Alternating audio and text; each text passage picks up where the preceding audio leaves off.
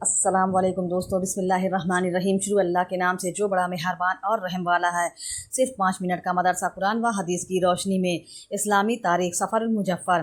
حضرت الیاس علیہ السلام اردن نے کے ایک علاقہ جلعاد میں پیدا ہوئے۔ قرآن پاک میں آپ کا نام الیاس اور الیاسین دونوں طرح ذکر کیا گیا ہے۔ اللہ تعالیٰ نے آپ کو اہل شام کی اصلاح کے لیے نبی بنا کر بھیجا تھا۔ آپ کی دعوت کا علاقہ شام کا مشہور شہر بالبک تھا، جو دمشق سے تقریباً 2 کلومیٹر کی دوری پر واقع ہے۔ اس شہر میں بال نام کا سونے کا ایک بہت بڑا بت تھا۔ وہ لوگ اسے اپنا خدا سمجھتے تھے۔ حضرت الیاس علیہ السلام نے انہیں ایک اللہ تعالیٰ کی عبادت کی طرف بلایا اور ان کے بادشاہ کو دعوت دی۔ ان لوگوں نے آپ کی دعوت کو قبول کیا اور آپ کے قتل کے در پہ ہو گئے۔ آپ وہاں سے چلے گئے اور جب بادشاہ مر گیا تو آپ واپس آئے اور نئے بادشاہ کو دعوت دی تو اس نے اور اس کی پوری قوم نے ایمان قبول کر لیا۔ حضور صلی اللہ علیہ وسلم کا معجزہ، درخت کا سایہ کرنا۔ ایک مرتبہ رسول اللہ صلی اللہ علیہ وسلم ایک جگہ سوئے ہوئے تھے کہ ایک درخت آپ پر سایہ کرنے کے لیے پاس آ گیا اور رسول اللہ صلی اللہ علیہ وسلم پر سایہ کر کے واپس اپنی جگہ چلا گیا۔ جب رسول اللہ نیند سے اٹھے تو آپ کے سامنے سارا واقعہ بیان کیا گیا تو آپ نے فرمایا، اس درخت نے اللہ تعالیٰ سے اجازت مانگی تھی کہ مجھ کو آ کر سلام کرے تو اس کو اجازت دے دی۔ ایک فرض کے بارے میں قرض ادا کرنا۔ رسول اللہ صلی اللہ علیہ وسلم نے فرمایا، قرض کی ادائیگی پر قدرت رکھنے کے باوجود ٹال مٹول کرنا ظلم ہے۔ خلاصہ، اگر کسی نے قرض لے رکھا ہے اور اس کے پاس قرض ادا کرنے کے لیے مال ہے تو پھر قرض ادا کرنا ضروری ہے، ٹال مٹول کرنا جائز نہیں ہے۔ ایک سنت کے بارے میں، نماز میں سلام سے پہلے یہ دعا پڑھیں۔ حضرت ابو بکر علیہ السلام نے حضور صلی اللہ علیہ وسلم سے کہا کہ مجھے ایسی دعا سکھا دیجیے جس کو میں اپنی نماز میں پڑھ لیا کروں۔ آپ نے فرمایا کہ یہ دعا پڑھ لیا کرو، اللہم انی ظلمت نفسی ظلما کثیرا ولا یغفر الذنوب الا انت فاغفر لی مغفرۃ من عندک وارحمنی انک انت الغفور الرحیم۔ ترجمہ: اے اللہ، میں نے اپنی جان پر بہت ظلم کیا ہے اور تیرے سوا کوئی گناہوں کو بخشنے والا نہیں۔ تو اپنی خاص بخشش سے مجھ کو بخش دے اور مجھ پر رحم فرما، تو بہت بخشنے والا بڑا مہربان ہے۔ ایک اہم عمل کی فضیلت: ایک آنسو سے جہنم کے سمندر بجھ سکتے ہیں۔ رسول اللہ صلی اللہ علیہ وسلم کے پاس حضرت جبرائیل علیہ السلام تشریف لائے جبکہ آپ کے پاس ایک شخص بیٹھا رو رہا تھا۔ حضرت جبرائیل علیہ السلام نے پوچھا، یہ کون ہے؟ آپ صلی اللہ علیہ وسلم نے فرمایا، فلاں شخص ہے۔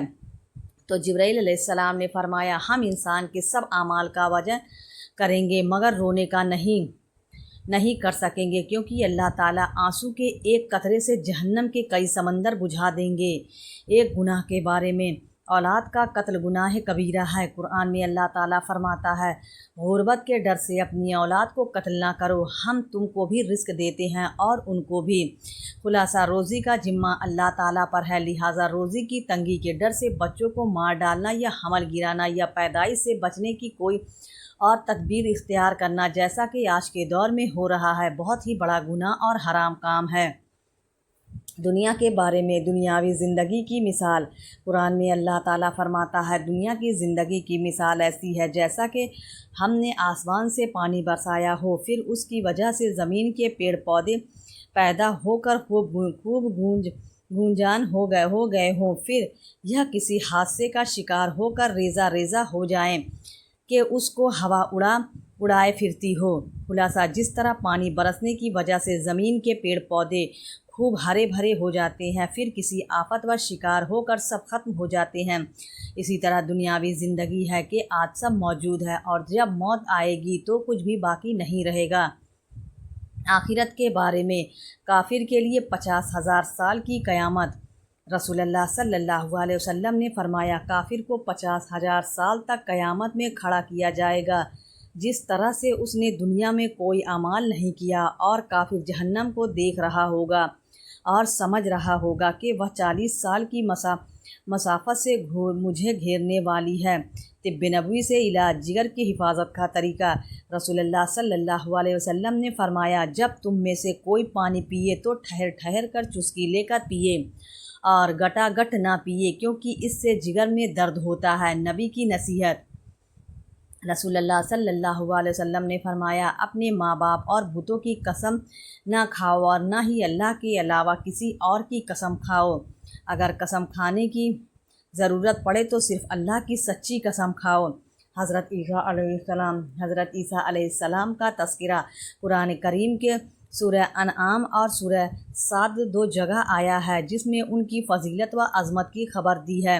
وہ ایک مالدار گھرانے کے فرزند تھے، علاقۂ سامرا کے رہنے والے تھے۔ یہ علاقہ کنعان میں یروشلم کے شمال و مغرب میں بحر روم کے ساحل کے قریب واقع ہے۔ حضرت عیسیٰ علیہ السلام حضرت الیاس علیہ السلام کے چچا جات بھائی اور ان کے نائب و خلیفہ تھے۔ شروع میں انہی کے ساتھ رہتے تھے۔ جب حضرت الیاس علیہ السلام کا انتقال ہوا تو اللہ تعالیٰ نے بنی اسرائیل کی ہدایت و رہنمائی کے لیے ان کو نبی بنایا۔ وہ حضرت الیاس علیہ السلام ہی کی طرح قوم بنی اسرائیل کو تورات پر عمل کرنے کی ترتیب دیتے اور حق بات ماننے اور سیدھے راستے پر چلنے کا حکم دیا کرتے تھے، اور شرکیہ باتوں سے بچے رہنے کی تاکید کرتے تھے۔ نبوت کے ساتھ سیاسی سوجھ بوجھ اور جنگی تدبیروں سے بھی خوب واقف تھے۔ اللہ کی قدرت۔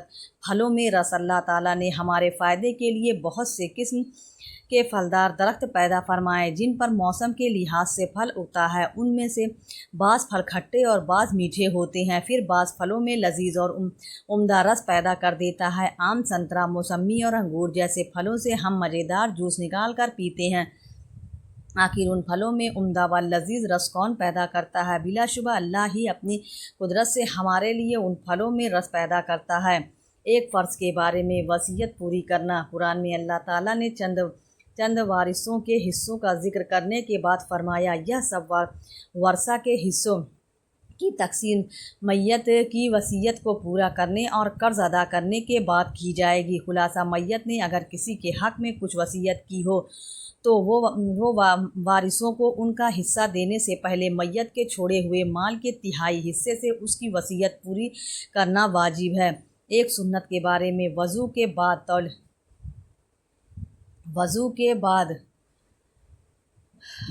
بعد تولیے کا استعمال کرنا۔ حضرت عائشہ رضی اللہ عنہ بیان کرتے ہیں کہ رسول اللہ صلی اللہ علیہ وسلم کے پاس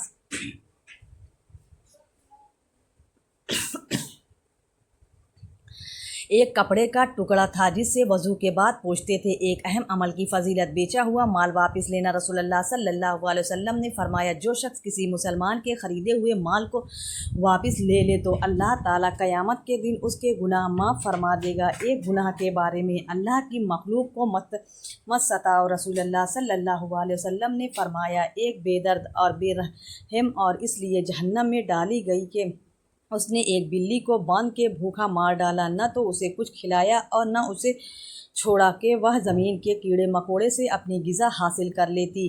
دنیا کے بارے میں عیش و عشرت سے بچنا۔ رسول اللہ صلی اللہ علیہ وسلم نے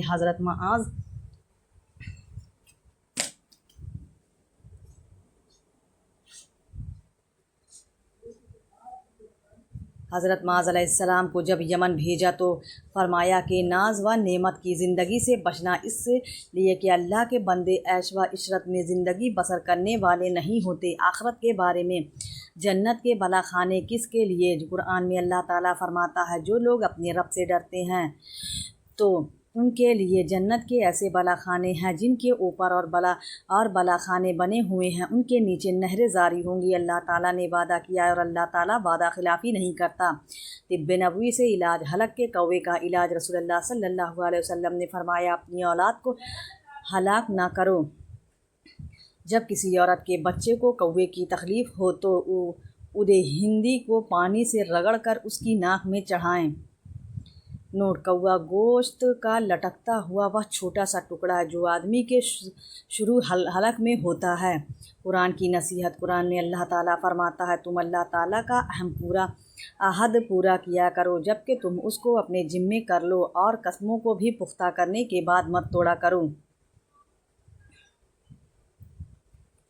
پیارے اسلامی بھائیو، اگر آپ کو ویڈیو پسند آئے تو ویڈیو کو لائک ضرور کریں اور ہمارے چینل کو بھی سبسکرائب کر لیں۔ ملتے ہیں اگلی ویڈیو میں۔ اللہ حافظ۔